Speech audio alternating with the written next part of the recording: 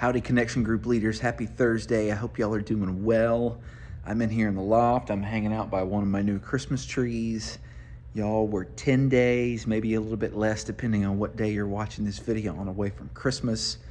I'm pumped.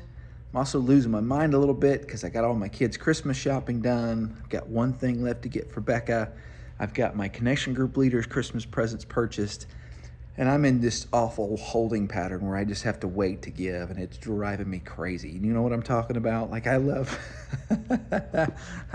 I love Christmas so much more now as an adult than I ever did as a kid. It was pretty cool when I was a kid too. But I love to give, right? And this is part of what the lesson's all about, is how God provides for us. But one of God's favorite ways to provide for us is through his people. So let's talk about this lesson. It's chapter 45 of Genesis, and it focuses on that chapter, but I hope you'll go back, deep dive back into Joseph's story some more. I really do. Gosh, starting at chapter, it's like 40 and 41, when we first start seeing Joseph, when he encounters his brothers for the first time, we see all this emotion bubble up out of him, right? You see flashes of anger, flashes of sadness, flashes of shock. Oh my gosh, I can't believe they're there. And then we see him seemingly sort of taking out a little bit of revenge on his brother, specifically on Simeon. If you're like me, I'm curious, why did he take Simeon specifically to be kidnapped? There was no explanation given. So it turns out the rabbis of ancient Israel, they always have an answer for everything. They suggest that it was Simeon who actually threw Joseph down to the pit. We don't have any historical evidence for that outside of just what the rabbis said. Nonetheless, Joseph throws Simeon in jail, keeps him, brings Benjamin back. There's that whole, hey, put the cup in the sack, put the money in. Like, there's just this, all this stuff brewing in Joseph. And then finally you just see him burst out in emotion in front of his brothers. It's me, it's your brother Joseph. And I love you guys, I forgive you. Here's why I bring this up. Read that story, and here's what I want us to catch. Not only does God provide for us physically, but God provides us the ability to do godly things in the first place, specifically, and maybe most of all, forgiveness.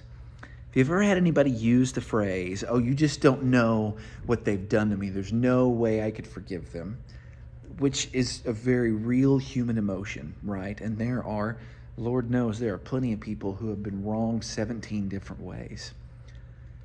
Joseph would go on the list of people who've been wronged pretty good in their life, though, right? I mean, dude got sold into slavery by his own family members, thrown into a pit. He was just a teenage boy at the time. And yet God, and this is the important part, God was able to help him to forgive. And this is what he does with us too. So the Lord provides for us so that we're able to forgive in the second place.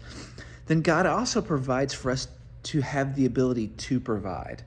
So there's lots of different passages where it talks about the fact that God is in fact the one who gives us our skills and our jobs and so on. Deuteronomy 8:18 actually says specifically, it's the Lord who gives you the ability to create wealth. David, in a prayer, I really like this from 1 Chronicles 29. You start at verse 12. It says this, both riches and honor come from you, God, and you rule over all. In your hand are power and might, and in your hand it is to make great and to give strength to all. And now we thank you, our God, and praise your glorious name. But who am I, and what is my people, that we should be able thus to offer willingly? For all things come from you, and of your own have we given you. So our ability to provide and give wealth, or to give to other people, all those things come from God, which is actually so good for our hearts to hear. Because sometimes when we want to be stingy, that little reminder of, the stuff that I have is actually from God in the first place. I'm a lot more willing to share with those around me. So that's really good to know. And then the last thing that I want us to catch, and this is kind of interesting too from chapter 45, it was actually Pharaoh's idea. Hey, Joseph, go get them and give them all the really, really good stuff. You got to believe God was the one who worked on it. Joseph didn't go to Pharaoh, hey, can I bring my family here? I've got some stuff I'd love to give them. Would you be willing to give them stuff? Pharaoh says, no, go get them, bring them here. In fact, tell them to leave all their crummy stuff at home because they're going to get a bunch of new stuff here we're going to take from. God moved in that dude's heart in that way. And he could have taken the opposite. Oh, great, got a whole bunch of Joseph's family to take care of now too. And he didn't. The Lord moves in the hearts of those around us in order to help us to provide also.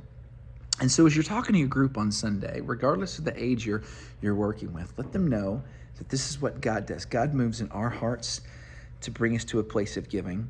God moves in the hearts of those around us. Maybe we don't have the ability to provide, but God's moving in the hearts of other people to provide too, which is really, really cool. And also, it is important to catch. There are times when God is going to put us in a position where we need to be provided for. And there's a humility aspect to that. Think about where Jacob and his family. Jacob's been a wealthy dude for a really, really long time. And all of a sudden, he does not have the ability to provide for himself. He's at the mercy and the grace of other people.